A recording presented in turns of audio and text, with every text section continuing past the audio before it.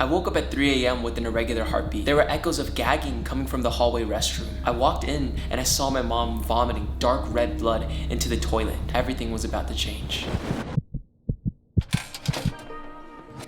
So every single year I come back home from UC San Diego to live in the San Gabriel Valley with my parents. My mom and my dad are refugees from Vietnam. So about every 10 years, my parents save up enough money so that they can take me, my brother, and my sister back to Vietnam. We had a 1-month trip starting on July 6th to visit everywhere in northern, central, and southern Vietnam. My mom and my dad were so excited. Like, we watched YouTube videos of all the best places to eat, all the markets to go to. We had like a river cruise booked. I even went as far as learning Vietnamese over the past 2 to 3 years because I knew this trip was gonna happen. And by the end of June, we're all packed, excited, and ready to go. One other thing that makes this trip really important is my dad had a stroke. So ever since 2016 and throughout COVID, he was very worried that he would never see his family again.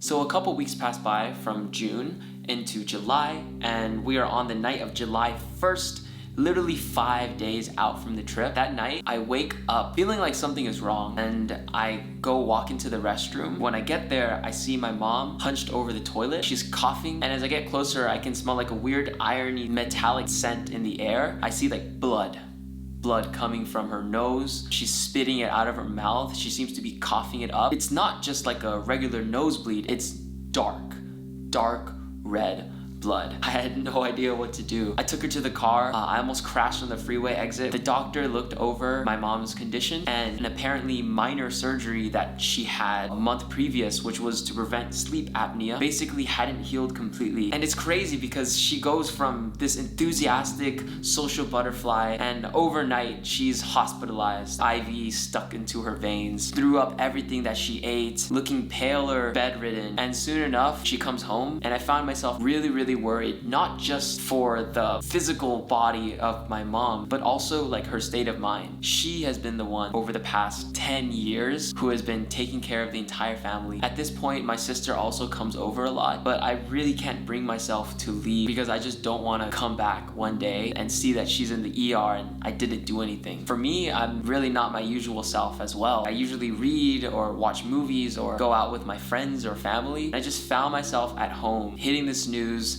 not waking up until like 12 p.m. in the afternoon. And after about 5 days, she had enough strength and energy, and she just told me, "Hey, Qui-Shawn, I know you were a great son. You've been taking care of me. You've been making sure I need everything that I have, but you need to go out and enjoy your life and not use me as a reason to be sad." So after that happened, I guess I had a more level of permission to do other things, and I decided to reach out to a photography mentor of mine who hooked me up with a couple of gigs and also connected me to another one of his friends who needed a media intern at his real estate firm. And the really cool thing about this is the boss, his name is Brian, is really well connected in the San Gabriel Valley, and he really cares about the local businesses that we have here. He has a Facebook group in order to boost restaurant sales and organic traffic towards family-owned and just local restaurants. And he's also had a really cool partnership in a small boba business, which he opened up inside of like a really nice hotel. I go from being at home, moping around, to going around to Airbnbs, taking pictures, writing scripts so that we can start YouTube videos. I'm also going to open houses, putting like 20 signs on the street. I'm also sitting in on business meetings, which is really cool because I'm seeing like how other entrepreneurs operate, and I also get to see the impact that they make. So as I'm going through kind of like my daily routine at work, getting there at 9 a.m., it's not really as fun as before after like the 3rd or 4th or 5th week. And one day while I was in the meeting room, I remember the door opening, Brian walking in.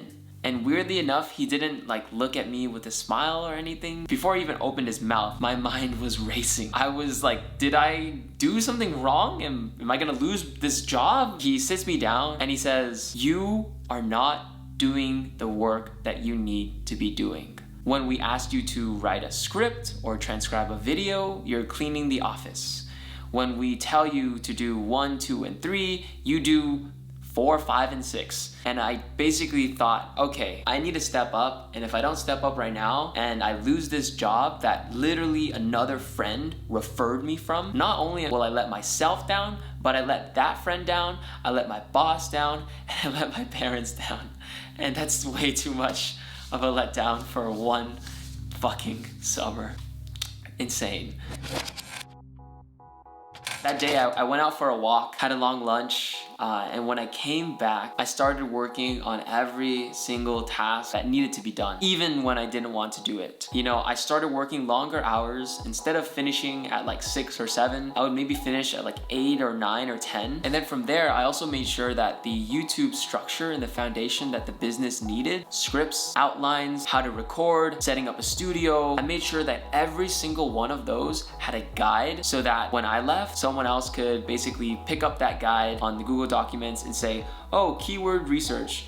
First, do this. Second, do this. Third, do that. The interesting thing was, as I became more accountable and disciplined at work, I also noticed myself stepping up as a son. My dad, again, had a stroke in 2015, and ever since then, he's been having a tough time walking. After sitting down with him to talk about what he wanted out of the trip, I realized that he just wanted to spend more time with me. In the mornings, I started waking up even earlier than I usually would so that we can walk around the block together. And eventually, we both realized that, oh my God, you kind of need a cane. So I made sure to talk to the doctor to arrange for getting the cane. Now he's able to walk better.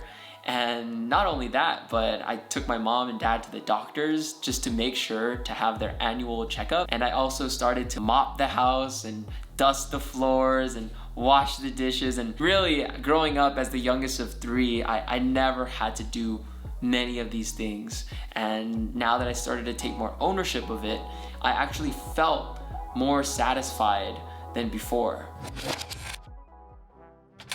I know I mentioned the internship once briefly was a paid internship. I was basically saving up so that I can do something nice for my parents. Their anniversary is coming up soon, and I knew that my parents really love to see like live plays and live theater. So I saved up money and I saw an ad online for Peter Pan Goes Wrong, and the special guest that we also went to go see was Daniel Day Kim. So in terms of tying it all together, appreciating my parents, acknowledging their sacrifice, and doing something nice for them, I just thought, you know, it would be cool to take them out. I could only afford like seats at the very, very, very top of the mezzanine. You know, there's like an orchestra, and then there's balconies, and then there's like a mezzanine, and then a second mezzanine, and like another mezzanine. I was like all the way at the top. Peter Pan Goes Wrong. All the cues are wrong, all the actors' lines are wrong. But the funny thing was that my mom and my dad and my sister like all fell asleep at parts of the play. I would just like laugh and then look to the left.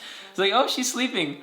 I was like, oh, he's sleeping. Oh, she's sleeping too. And it was like, even if everything in this entire world, I'm so grateful that I have the family that I do to appreciate life, you know, even when it does not turn out the way I expected.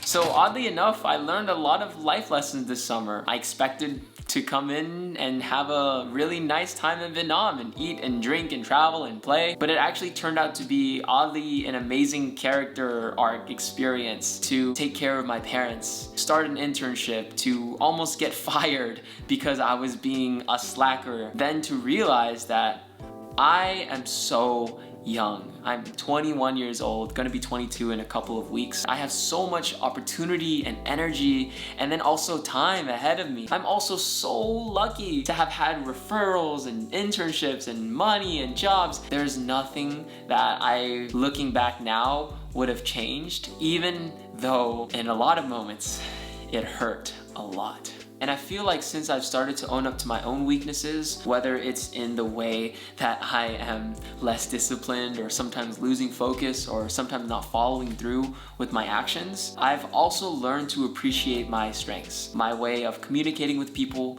my way of meeting so many new people, going out to the business meetings, taking the Airbnb pictures, saying yes to opportunities, and just finding a way to make things happen. I'm ready for the future. I'm ready for challenges. I'm ready for whatever life is going to bring, or not actually bring, but more so throw at me or pull from under my feet, because I had the opportunity to be raised in such a great place such a great family. If you made it this far in the video, I just want to say I hope that you never have to lose a loved one, or nearly lose a loved one, lose a job, or feel like a failure or a shame or a disappointment, to be able to grow and move forward and change. And I just want to say thank you so much for watching.